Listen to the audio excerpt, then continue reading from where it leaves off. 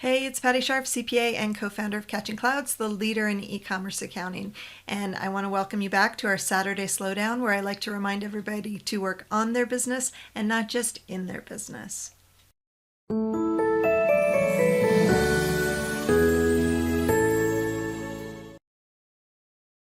All right, so I just got back from an accounting salon in New Orleans. Basically, it was a group of people who were invited there to share knowledge with each other. We had people who worked just with QuickBooks and Xero or Sage or none of the above and didn't have an accounting practice at all. Some people were just starting their business. Some people have been doing it for a long time.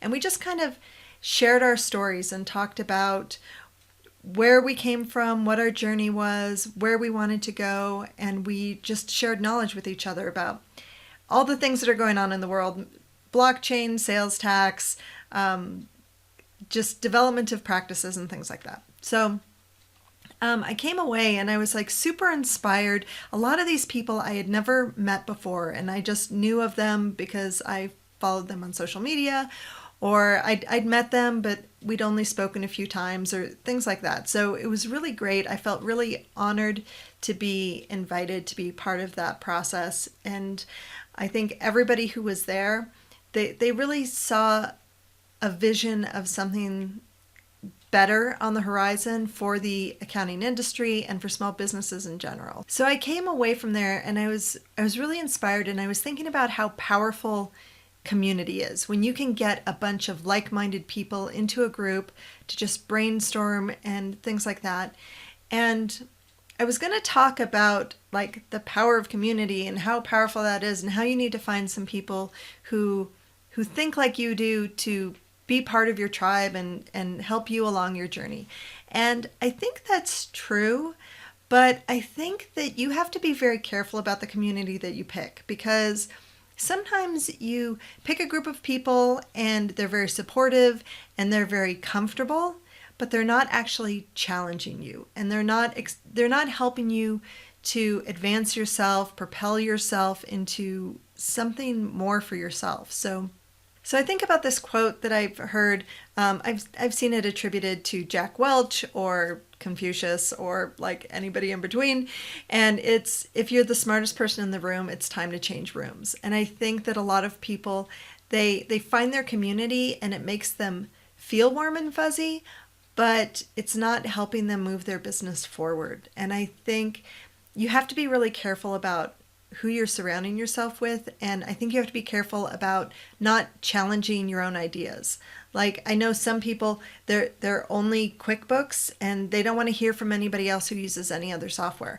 And same thing, Xero or whatever. Like, people get into their little niches and they forget that they can learn something from other people, even if they're not part of that little group. So I think this event in New Orleans was great because people didn't look at each other like, oh, you use Xero, like I got nothing to learn from you, and you use Sage and I don't use Sage, so I don't care.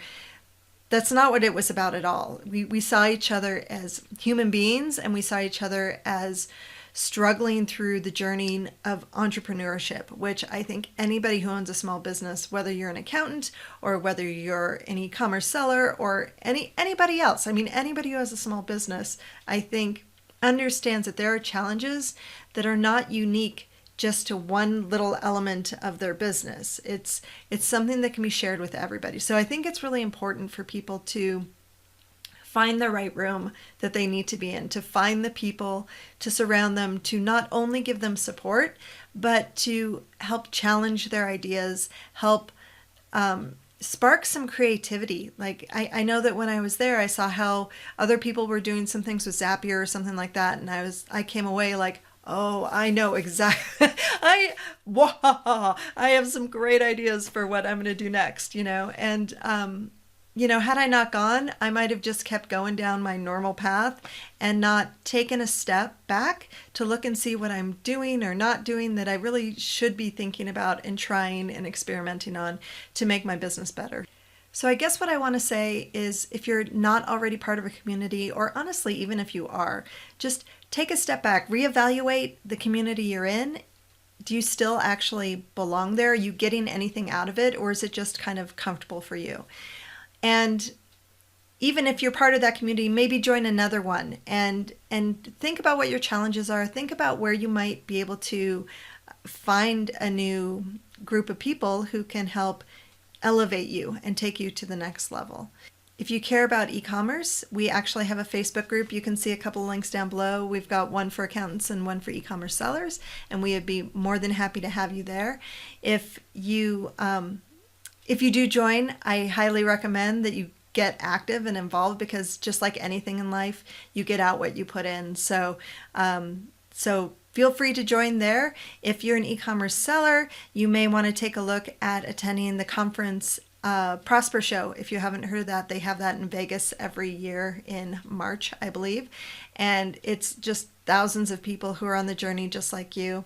You might want to take a look at e-commerce Fuel and start chatting with people there.